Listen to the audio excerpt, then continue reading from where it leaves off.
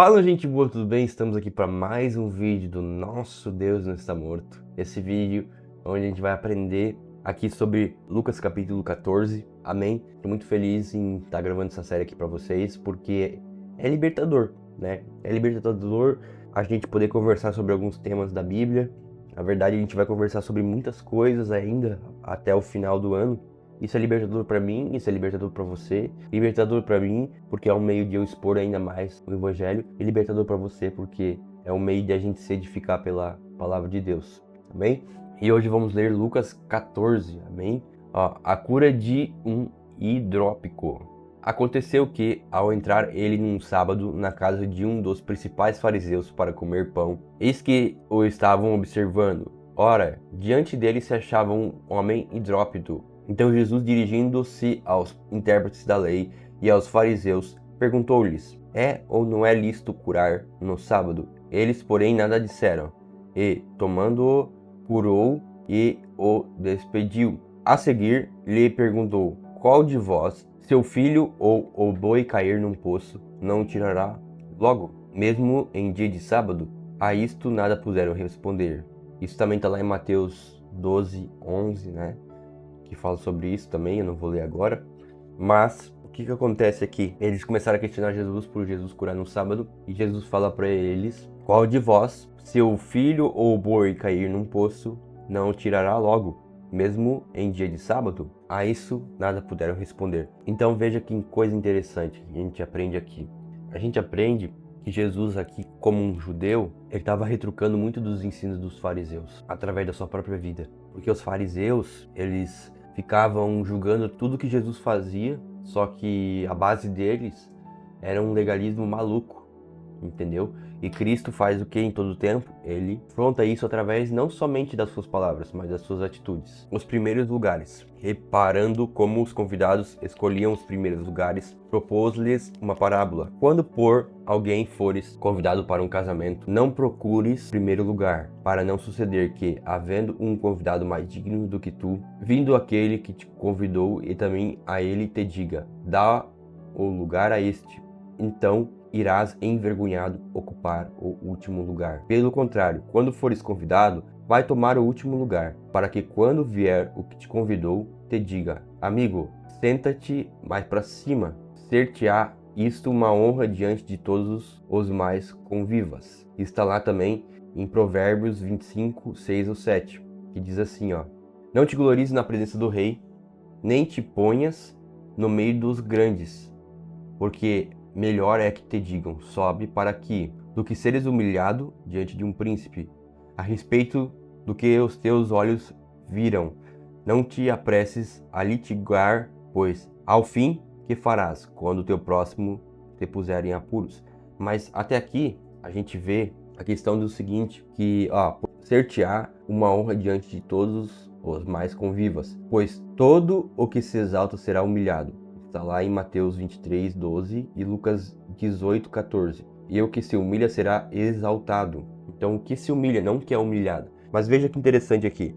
O que Cristo nos ensina nesse negócio aqui é que nós devemos tomar muito cuidado em não querer se exaltar muito. Ele ensina um segredo do sucesso aqui, que é o que? Eu ser uma pessoa humilde, que me põe diante de Deus com humildade, e o Senhor, Ele me exalta. Ele me chama para perto, entendeu?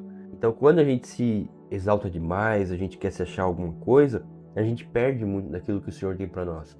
Mas quando a gente é humilde, a gente ganha muita coisa, entendeu?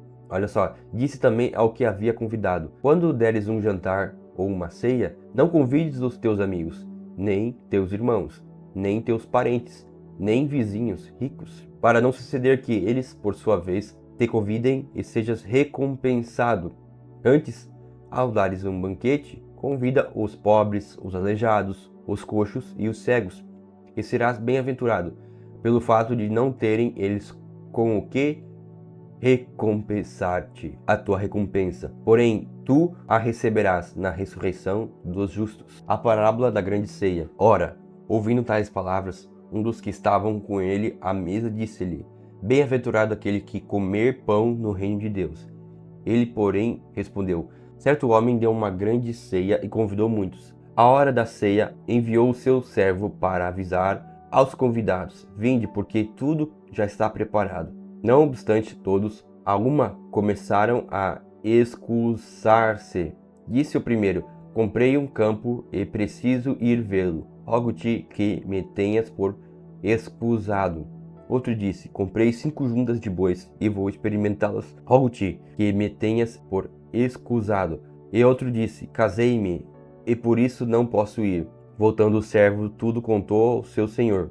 Então, irado, o dono da casa disse ao seu servo: Sai depressa para as ruas e becos da cidade, e traze para aqui os pobres, os aleijados, os cegos e os coxos. Depois lhe disse o servo: Senhor, feito está como mandaste, e ainda há lugar. Respondeu-lhe o Senhor: Sai pelos caminhos e atalhos, e obriga a todos a entrar, para que fique cheia a minha casa. Porque vos declaro que nenhum daqueles homens que foram convidados provará a minha ceia.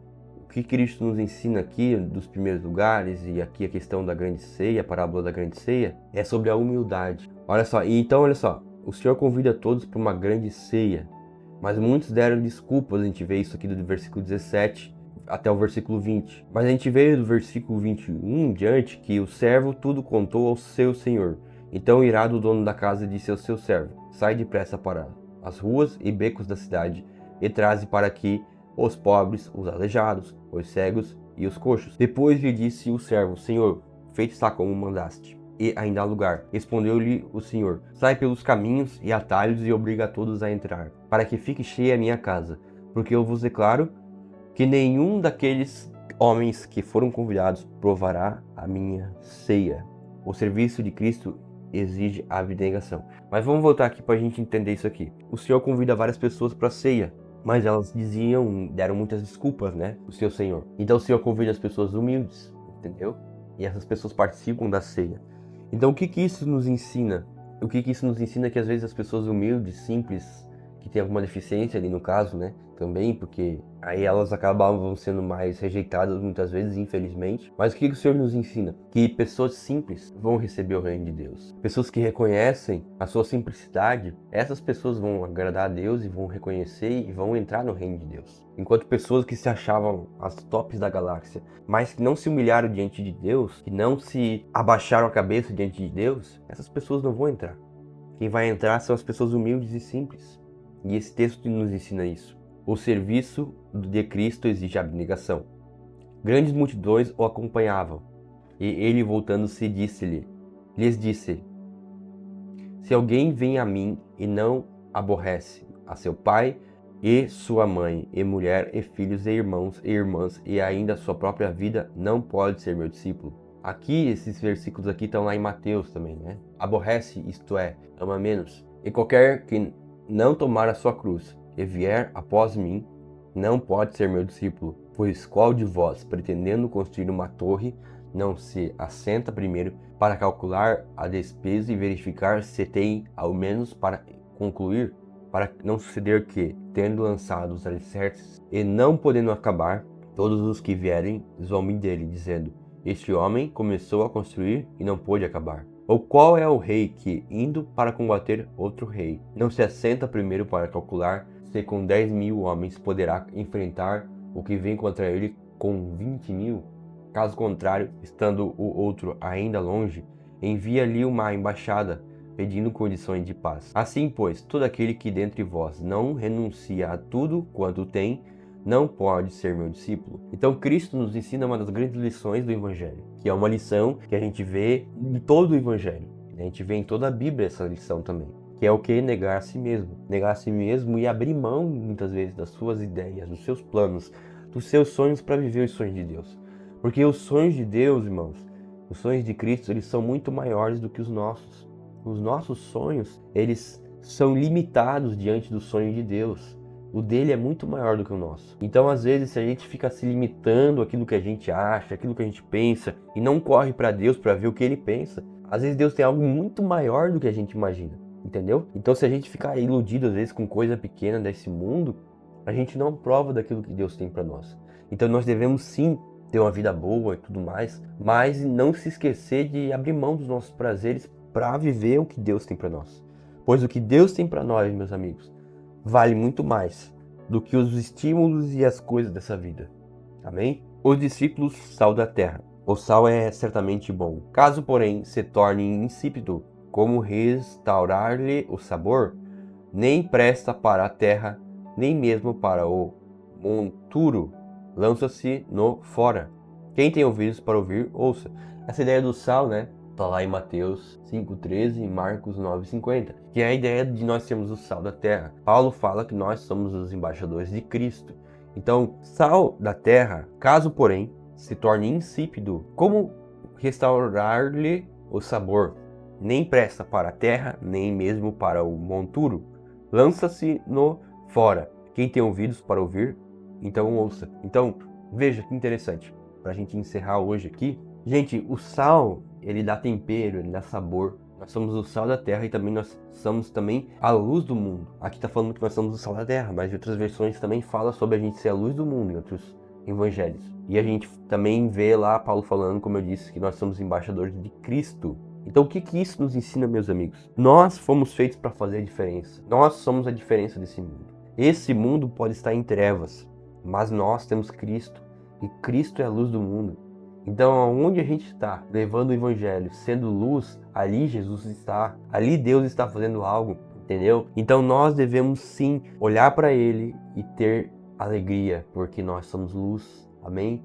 Nas trevas que esse mundo vive, nós somos a luz, amém? E nós devemos ser o sal que dá gosto, que dá sabor à vida, ou seja, pessoas que dão sentido à vida. Amém? Senhor Deus, obrigado, Pai, pela essa leitura de hoje, Pai. Obrigado por cada um de nós, meu Pai. Obrigado, Senhor Deus, porque nós somos o sal da terra e nós também somos a luz do mundo, Pai. E nós abrimos mão de tudo, Pai, para te agradar. Para agradar o Teu nome, Senhor Jesus. Para agradar o Teu reino, Senhor Jesus. E nós não conhecemos ninguém segundo a carne, Pai, mas segundo o Teu Espírito, Pai. Conhecendo Cristo cada dia mais, cada vez mais, sendo revelado no nosso coração, Pai. Obrigado pela Tua palavra de hoje, Pai. Obrigado pelo teu ensino e que nós possamos viver isso aqui, em nome de Jesus. Deus te abençoe, que nós vivamos a paz de Cristo cada vez mais. E é isso aí, galera. Até amanhã, que a gente vai ler Lucas 15. Amém? Valeu! Fui!